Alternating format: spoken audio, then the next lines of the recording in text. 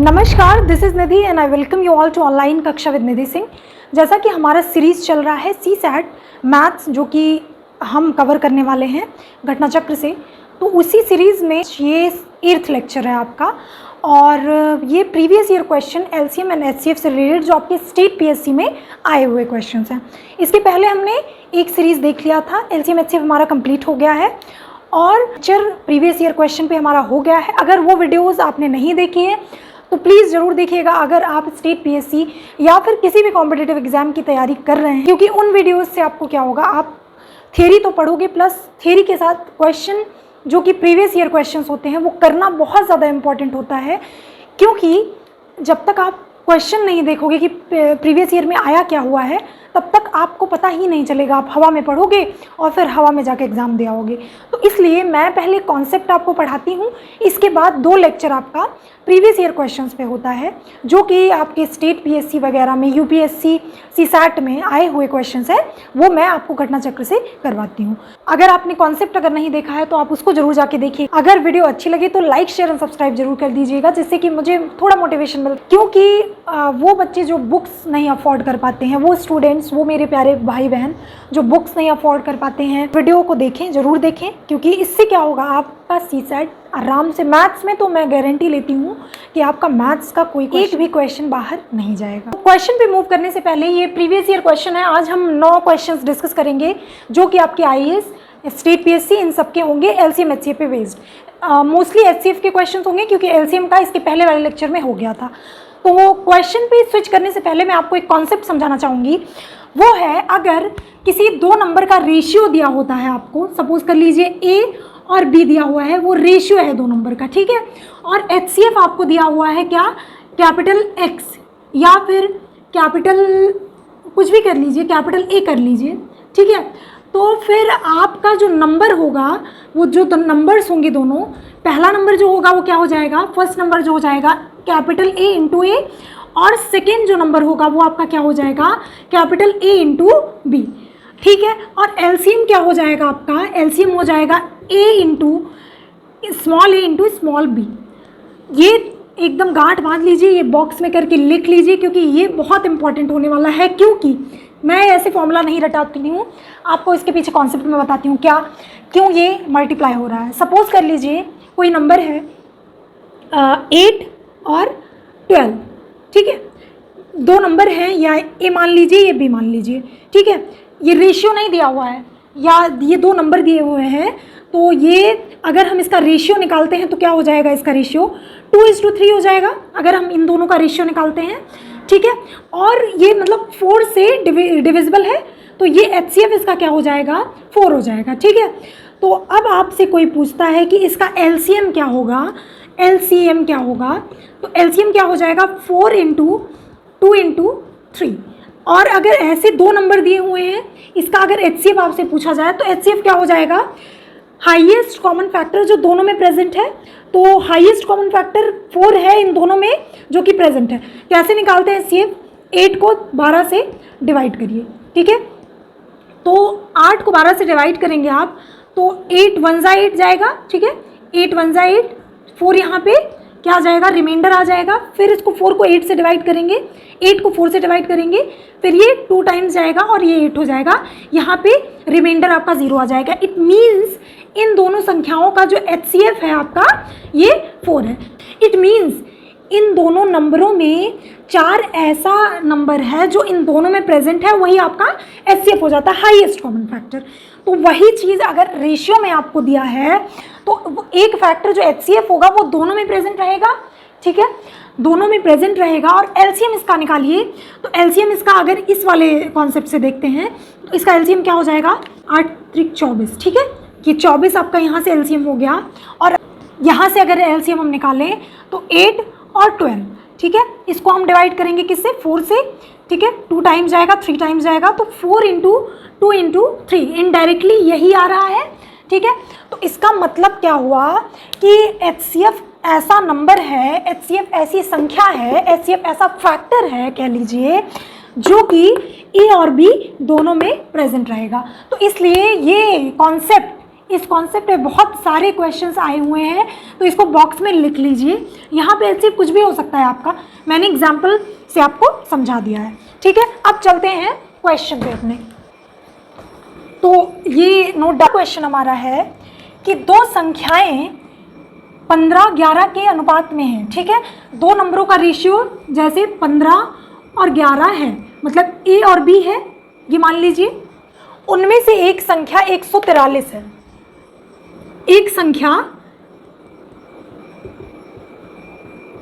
143 है, और यदि उनका मासा महत्तम समापवर्तक जो है वो 13 है, मतलब HCF जो है आपका यहाँ पे कितना दिया हुआ है 13। तो मैंने आपसे बोला था कि जो नंबर होंगे, पहली संख्या जो होगी आपकी क्या हो जाएगी, फर्स्ट संख्या को 13 से 15 में मल्टीप्लाई कर दीजिए, ठीक है। और सेकेंड संख्या जो आपकी हो जाएगी वो क्या हो जाएगी 13 × 11, ठीक है। एक संख्या आपकी दी हुई है, मतलब इसको जब मल्टीप्लाई करेंगे, अब मल्टीप्लिकेशन का भी मैं शॉर्ट ट्रिक बता दे रही हूँ आपको इसी क्वेश्चन में। क्या करेंगे आप, वैदिक मैथमेटिक्स इसको बोलते हैं। आप क्या करेंगे, पहले इसको इससे मल्टीप्लाई करेंगे, 5 3 = 15, 5 यहाँ लिखिए, 1 कैरी ले लीजिए अलग, ठीक है। फिर इसको 1 × 1 1 हो जाएगा, 1 यहाँ पे लिखिए। इसके बाद आप क्या करेंगे, ये क्रॉस मल्टीप्लाई करके दोनों को ऐड कर लेंगे। क्या करेंगे, क्रॉस मल्टीप्लाई करेंगे और दोनों को ऐड कर लेंगे। 5 × 1 = 5 और प्लस 1 3 = 3, तो 5 + 3 8, और कैरी कितना था 1 था, दैट इज 9। ये समझाने के लिए इतना टाइम लग रहा है, सीधे आपका 195 जो होगा वो आपका यहाँ से मल्टीप्लिकेशन आ जाएगा। सेकेंड नंबर 143 जो कि दिया हुआ है। तो दूसरा नंबर पूछा है आपसे, क्या पूछा है, तो दूसरी संख्या आपको बतानी है, तो 195 will be your answer. I hope आपको समझ में आया होगा क्वेश्चन। कॉन्सेप्ट क्या है, वही, अगर दो संख्याएं अनुपात में दी हुई हैं और HCF आपका दिया हुआ है, तो संख्या आपकी अलग अलग होगी। अनुपात दिया हुआ है तो संख्या जो होगी इसको सीधे इससे मल्टीप्लाई कर दीजिए। क्या करिए, सीधे इस HCF को पहले वाली अनुपात से मल्टीप्लाई कर दीजिए, तो पहली संख्या मिल जाएगी, और दूसरी वाले अनुपात से HCF को मल्टीप्लाई कर देंगे तो दूसरी संख्या मिल जाएगी। अगर आपको इसी क्वेश्चन में LCM पूछा होता तब आप क्या करते, LCM आपका क्या हो जाता 13 × 15 × 11। तो बहुत ध्यान से देखिएगा, क्योंकि इस पे सवाल आपके बनते हैं बहुत सारे, SSC में, UPSC में, स्टेट PSC में। तो दूसरा क्वेश्चन है, दो संख्याएं 5 × 6 के रेशियो में आपको दी हुई हैं, ठीक है। 5 × 6 के रेशियो में दी हुई हैं तथा उनका लासापा, ठीक है, लघुत्तम समापवर्त कितना है 660 है, मतलब LCM जो है आपका 660 है, और A/B का रेशियो दिया हुआ है। छोटी संख्या है, इसमें से आपको छोटी संख्या बतानी है। हमने बताया था अगर हम HCF को x मान लेते हैं, ठीक है, HCF को अगर हम x मान ले तो दोनों नंबर जो A हो जाएगा हमारा कहीं ना कहीं वो 5x हो जाएगा, और B जो है हमारा कितना हो जाएगा, मतलब पहला नंबर जो हो जाएगा हमारा, फर्स्ट नंबर जो है वो कितना हो जाएगा 5x, और सेकेंड नंबर जो है वो हमारा 6x हो जाएगा। और हमने फॉर्मूला पढ़ा हुआ है कि LCM into HCF equal to first number into second number, ठीक है। ये बहुत इंपॉर्टेंट फॉर्मूला है, मैंने कल भी आपको बताया था और मैं इस बार फिर से बता रही हूँ, ये बहुत इंपॉर्टेंट फॉर्मूला है। आप क्वेश्चंस उठा के देख लीजिए प्रीवियस ईयर, इस पर बहुत सारे क्वेश्चंस आए हुए हैं, ठीक है। तो अब आपका सोल्यूशन क्या हो जाएगा, पहले नंबर LCM कितना है 660 इंटू HCF हमने x माना है, ठीक है, इक्वल टू फर्स्ट नंबर आपका क्या है 5x इंटू 6x। अब यहाँ से x एक x से कैंसिल हो जाएगा और 30x इक्वल टू 660 हो जाएगा, और x इक्वल टू कितना हो जाएगा 22 हो जाएगा, ठीक है। और आपसे छोटी संख्या पूछी है, तो छोटी संख्या में मतलब 5 इंटू, सब छोटी यही है 5 और 6 में, तो 5 इंटू 20 से 110 जो होगा वो छोटी संख्या आपकी आ जाएगी। तो इसका मतलब D will be your right answer, ठीक है। आई होप आपको ये क्वेश्चन समझ में आया होगा। अब चल तीसरे क्वेश्चन पे, तो तीसरा क्वेश्चन हमारा कह रहा है कि दो संख्याओं वाली दो प्राकृतिक संख्याओं का गुणनफल, यदि दो संख्याओं वाली दो प्राकृतिक संख्याओं का गुणनफल 2028 है तथा उनका महत्तम समापवर्त। अब क्वेश्चन में आपको क्या क्या दिया हुआ है, सबसे पहले आपको लिखना है HCF आपको दिया हुआ है 13, ठीक है, और आपको LCM दिया हुआ है, सॉरी, दो संख्याओं वाली दो प्राकृतिक संख्याएं, मतलब फर्स्ट नंबर जो आपको दिया हुआ है इंटू सेकेंड नंबर जो दिया हुआ है आपका, वो कितना दिया हुआ है 20 टू 8। ठीक है, अब आपसे बोल रहा है संख्याएं क्या क्या होंगी, मतलब ए और बी की वैल्यू मेनली पूछी हुई है।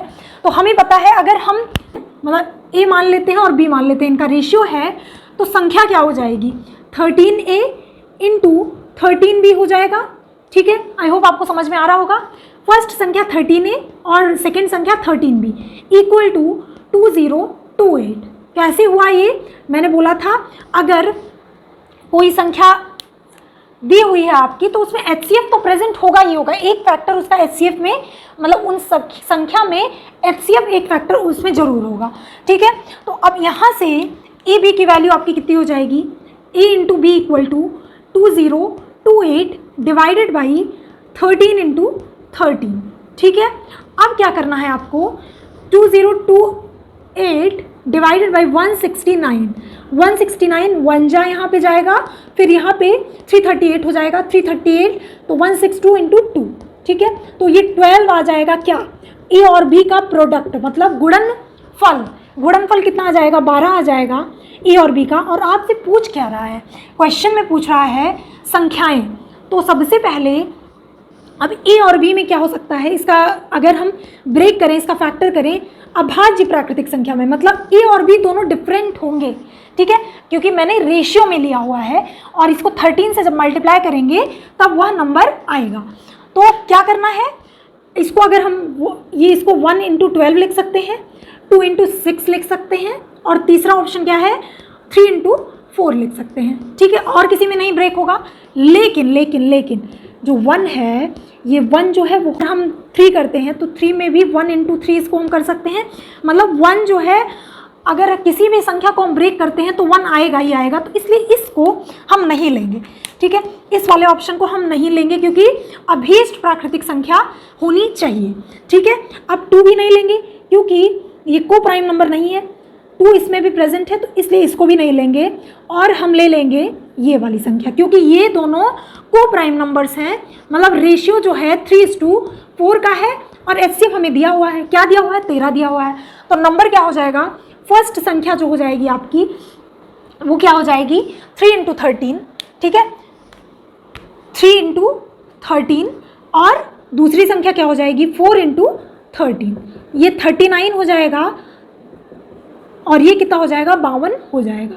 ठीक है, तो दोनों संख्याएं आपसे पूछी हैं, तो दोनों संख्याएं 39 और 52 हो जाएगा। इसमें जो ऑप्शन आपका इसमें मैच कर रहा हो वही ऑप्शन आपका हो जाएगा। UPPCS 2007 का क्वेश्चन है।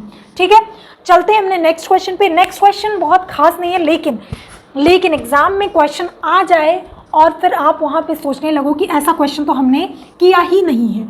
ठीक है, फंसाने के लिए थोड़ा सा ट्रिकी क्वेश्चन दे दिया जाता है, तो मैं इसको क्वेश्चन से ही मतलब रीड करके ऐसे बता दे रही हूँ। क्या है क्वेश्चन, 0 तथा 6 का महत्तम समापवर्तक क्या होगा। भैया 0 और 6 का जो महत्तम समापवर्तक होगा, ऑप्शन दिया हुआ है 0 होगा, 6 होगा, 3 होगा या अपरिभाषित है। तो इसका जो आंसर हो जाएगा वो हो जाएगा अपरिभाषित। 0 का महत्तम समापवर्तक, 0 और किसी और संख्या के बीच में महत्तम समापवर्तक मतलब HCF नहीं निकाल सकते हैं। ठीक है, इसलिए आपका ये आंसर जो हो जाएगा वो अपरिभाषित हो जाएगा, जो कि UPPCS 2006 का क्वेश्चन है, आया हुआ है, तो इसलिए मैंने ये क्वेश्चन डाल दिया है। ठीक है, अब चलते हैं हमने नेक्स्ट क्वेश्चन पे।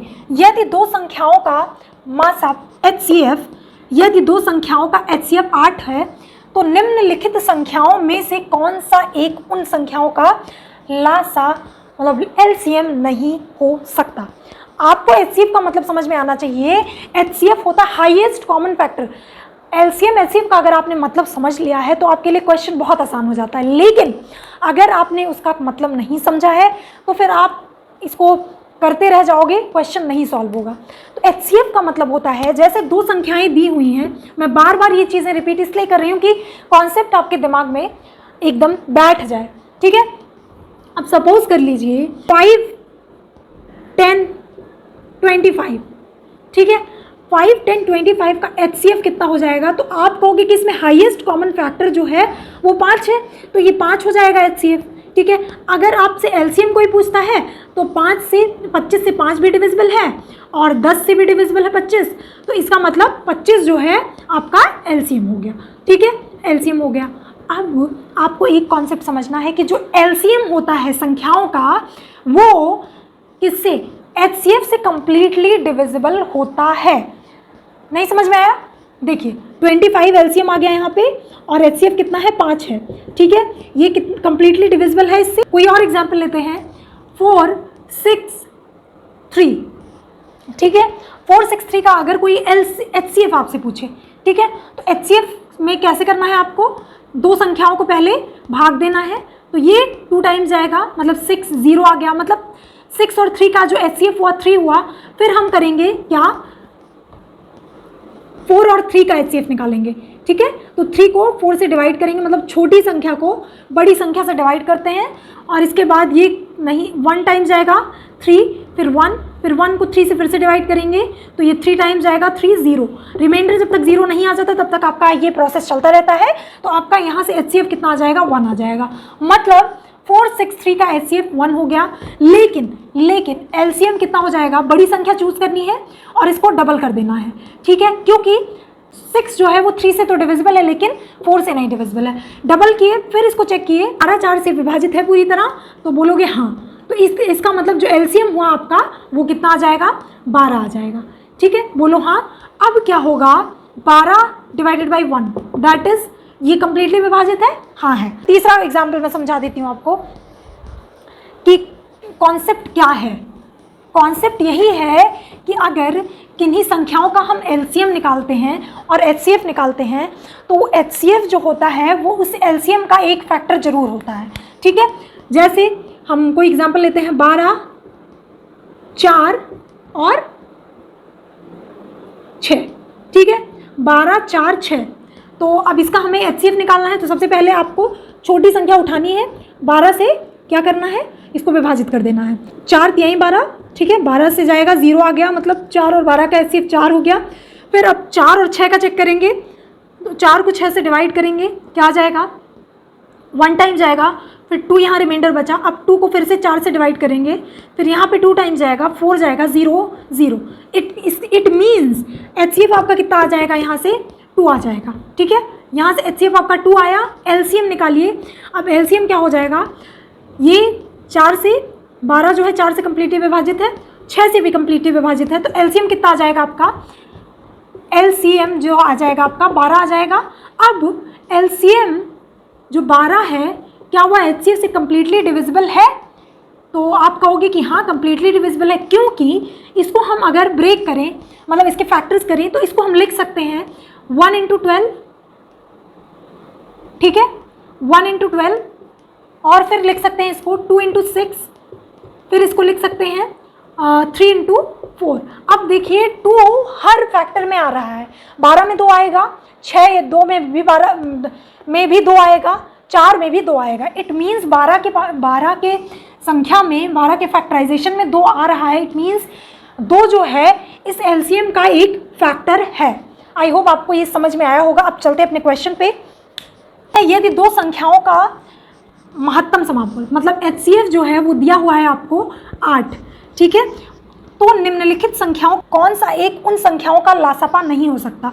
ठीक है, अब अगर एचसीएफ दिया हुआ है 8 और एलसीएम जो है हम चेक करें, तो एलसीएम ऐसा होना चाहिए जो 8 से पूरी तरह विभाजित हो जाए।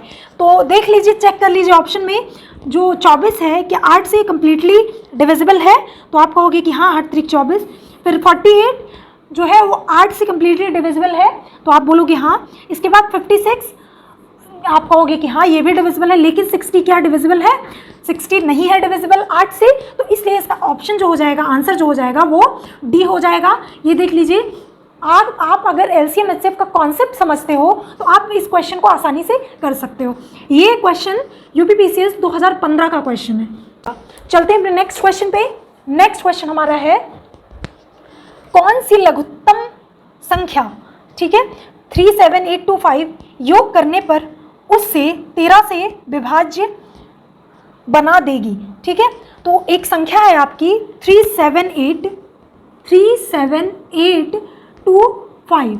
अब आपसे कह रहा है कि तब मतलब क्या है, कम से कम वह छोटी से छोटी संख्या कौन सी है इसमें जो 13 से इसको कंप्लीटली विभाजित कर देगी। तो सबसे पहले हम 13 से इसको डिवाइड करेंगे, ठीक है, 13 से डिवाइड करेंगे और रिमाइंडर निकालेंगे इसका। रिमाइंडर जितना 13 से कम होगा, ठीक है, रिमाइंडर 13 संख्या से जितना कम होगा उतने नंबर उसमें ऐड कर देंगे, जिससे कि 13 से वो कंप्लीटली वो नंबर विभाजित हो जाए, कम से कम इसमें पूछा है, तो वही आपका आंसर हो जाएगा। तो इसको हम चलिए डिवाइड करते हैं। तो 13 दूना 26, 2 टाइम्स जाएगा ये, ठीक है। इसके बाद यहाँ पे क्या आ जाएगा, यहाँ पे 11 आ गया, ठीक है, और इसके बाद 8 को कैरी ले लेंगे, तो ये 9 टाइम्स जाएगा, ठीक। फिर इसके बाद क्या आ गया आपका, यहाँ से 1 आ गया, ठीक है, 1 आ गया, फिर 2 को कैरी लेंगे तो नहीं जाएगा, फिर यहाँ से 0, फिर 5, ठीक है, तो ये फिर 9 टाइम्स जाएगा, ठीक है। तो ये कितना हो जाएगा 107। इट मीन्स इसका कितना हो जाएगा 8, रिमाइंडर जो आया 8। अब 8 जो रिमाइंडर आया आपका, अब इसमें कितनी ऐसी संख्या, कौन सा नंबर जोड़े कम से कम कि यह 13 से कम्प्लीटली डिविजिबल हो जाए। तो क्या करेंगे हम, अगर इसमें हम क्या ऐड कर दें, 5 अगर हम ऐड कर दें, ठीक है, अगर हम इसमें 5 ऐड कर दें तो कितना हो जाएगा 13 हो जाएगा। और 13 जो है वो कम्प्लीटली विभाजित है, कम से कम हमें 5 तो ऐड करना ही पड़ेगा, क्योंकि 8 में अगर हम 4 ऐड करते हैं तो कितना हो जाएगा 12 हो जाएगा। इट मीन्स हमें कम से कम वाली संख्या जो लीस्ट नंबर है, कम से कम क्या जोड़ना पड़ेगा, 5 जोड़ना पड़ेगा। तो आपका जो आंसर हो जाएगा क्या हो जाएगा, D will be your right answer. ये कहाँ कब का क्वेश्चन है, यूपीपीसीएस 2002 का क्वेश्चन है। मैं इसलिए एम्फेसाइज कर रही हूँ ईयर पे, क्योंकि आप देख लीजिए किस लेवल का क्वेश्चन आता है। तो अगर आपने थियरी नहीं पढ़ी हो तो प्लीज़ थियरी पहले पढ़ लीजिएगा। 7th क्वेश्चन हमारा है 2007 में आया हुआ क्वेश्चन है IAS का। तो एक व्यक्ति है जो 3 द्रव पेट्रोल के 403 लीटर, डीजल के 465 लीटर और मूवी ऑयल के 496 लीटर को बिना एक दूसरे मिलाए पूर्णतः समान माप की बोतलों में ऐसे डालना है कि प्रत्येक बोतल पूरी भरी जाए। मतलब हमें यह बताना है कि सबसे पहले तो हमें यह बताना है कि उन बोतलों की क्वांटिटी, मतलब एक बोतल में कितना लीटर आएगा, ठीक है। सबसे पहला क्वेश्चन ये है। तो यहाँ इससे हमारा पहले HCF हमें निकालना पड़ेगा। फिर इसके बाद पूछा है ऐसी बोतलों की कम से कम कितनी संख्या होगी।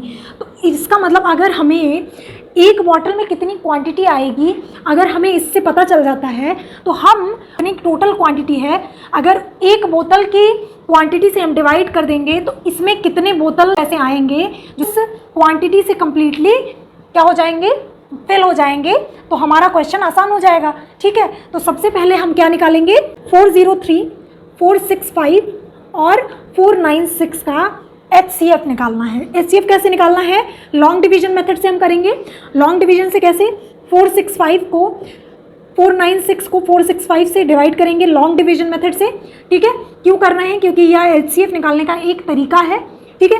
तो 1 टाइम्स जाएगा ये, और 465 यहाँ पे लिखे, ये 31 टाइम्स जाएगा। इसके बाद 465 यहाँ पे आ जाएगा और ये 15 टाइम्स जाएगा, ठीक है, 15 टाइम्स जाएगा 465। अब इट मीन्स कि क्या हो गया, 465 और 496 का जो HCF आ गया वो 31 आ गया। लेकिन थर्ड नंबर भी है, थर्ड कौन सा है, 403। अब इसे भी हम चेक करते हैं, छोटी वाली संख्या को बड़ी वाली संख्या से विभाजित करना है, ठीक है। अब ये कितनी बार जाएगा, 13 टाइम्स जाएगा, तो 403 हो गया, ठीक है। अब इसका मतलब क्या हो गया, ये HCF जो आ गया आपका, ये कितना आ जाएगा, 31 आ जाएगा, ठीक है। कितना आ जाएगा, 31 आ जाएगा। इट मीन्स जो बॉटल होगी आपकी, वो बॉटल को चूज़ करना है जिससे वो कम्प्लीटली पूरी फिल हो जाए। तो ऐसी कितनी बॉटल होगी, अब इसको अगर सेपरेटली हम डिवाइड कर दें, 403 लीटर को 31 से डिवाइड करेंगे, 31 से डिवाइड करेंगे तो ये कितना आ जाएगा, ये 13 आ जाएगा। फिर इसके बाद हम 465 को 13 से डिवाइड करेंगे तो कितना आ जाएगा, 15 आ जाएगा। और फिर हम 496 को हम 31 से डिवाइड करेंगे, 31 से डिवाइड करेंगे तो कितना आ जाएगा, यहाँ पे 16 आ जाएगा। तो अब ये इतनी, यहाँ पे पहले में इतनी बॉटल की ज़रूरत है, दूसरे में इतनी बॉटल की ज़रूरत है, तीसरे में इतनी बॉटल की ज़रूरत है। अब हम तीनों को सेपरेटली ऐड कर लेंगे, 13 + 15 + 16 दैट इज़ 28 + 16 दैट इज़ 44, ठीक है। तो 44 ऐसी बॉटलें होंगी जिसमें 13 लीटर जब भरेंगे हम, क्या इनके जो अलग अलग पेट्रोल, डीजल और मोबिल हैं, तब यह कंप्लीटली फिल होगी। और ऐसे हमें कितने बॉटलों की ज़रूरत है? 44 बॉटलों की ज़रूरत है। तो यहाँ पे जो आपका आंसर हो जाएगा वो 44 हो जाएगा, मतलब B option will be your right answer.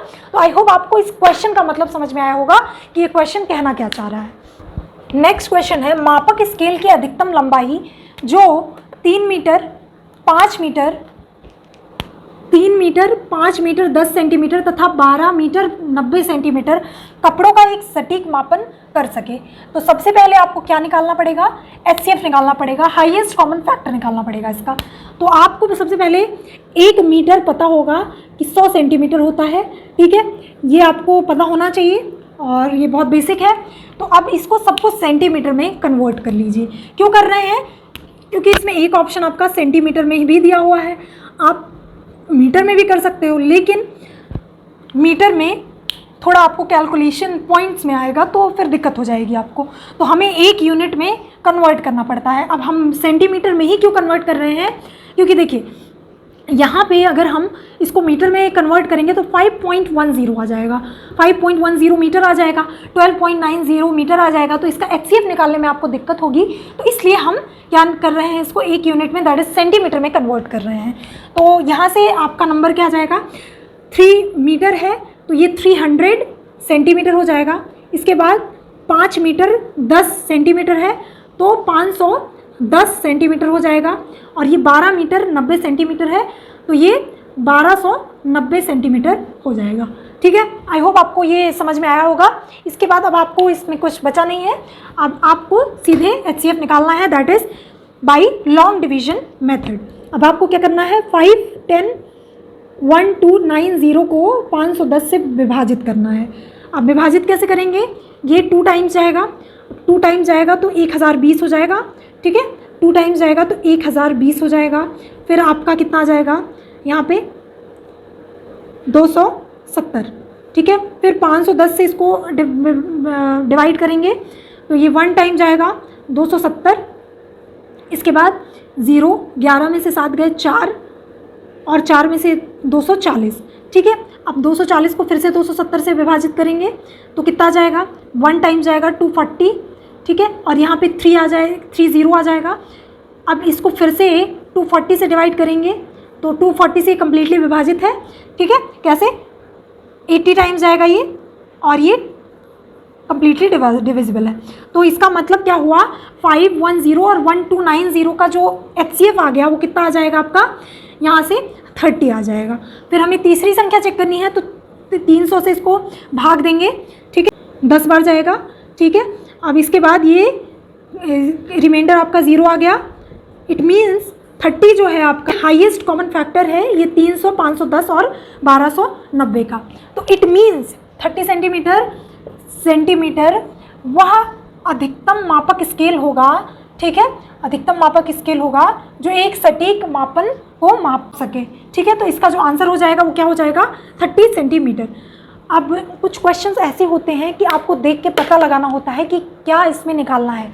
कुछ नहीं समझ में आ रहा है तो सीधे यहाँ पे देखिए, स्केल की अधिकतम, IAS वाले को इसमें बोतलों की कम से कम संख्या पूछी थी, लेकिन इसमें अधिकतम लंबाई पूछी है। अधिकतम का मतलब हाईएस्ट कॉमन फैक्टर, ठीक है, हाईएस्ट कॉमन फैक्टर निकालना है। तो आपको यहाँ से इस कीवर्ड से पकड़ना है इस क्वेश्चन को कि इसमें करना क्या है। तो right answer will be C. ये MPBCS 2013 का क्वेश्चन है। आई होप क्वेश्चंस बहुत ज़्यादा टफ नहीं थे, थोड़े से ट्रिकी थे। अगर आपको LCM HCF के जो कॉन्सेप्ट हैं वो समझ में आते होंगे तो आप क्वेश्चन बहुत आसानी से कर सकते हो। और आई होप आपको ये क्वेश्चंस समझ में आए होंगे और आपके लिए बेनिफिशियल होगा आपके आगामी परीक्षाओं के लिए। जो सितंबर में आपका PCS का पेपर है उसमें भी ये जो वीडियोज़ हैं, ये लेक्चर हैं, बहुत ज़्यादा इंपॉर्टेंट होने वाले हैं। तो ये सारी सीरीज़ आप देख लीजिएगा, क्योंकि मैंने सिलेबस आपको बताया उसी के सिलेबस के अकॉर्डिंग हम चलेंगे। तो अगर आपने वो सिलेबस वाली वीडियो नहीं देखी है तो उसको भी आप ज़रूर देख सकते हैं। तब तक के लिए हाँ, अगर वीडियो पसंद आया तो लाइक, शेयर एंड सब्सक्राइब जरूर कर दीजिएगा, उससे मोटिवेशन मिलता है। तब तक के लिए खुश रहिए, मस्त रहिए, पढ़ते रहिए और कोविड प्रोटोकॉल को फॉलो करिए और बच के रहिए, अपने घर में रहिए, सेफ रहिए, सुरक्षित रहिए। धन्यवाद।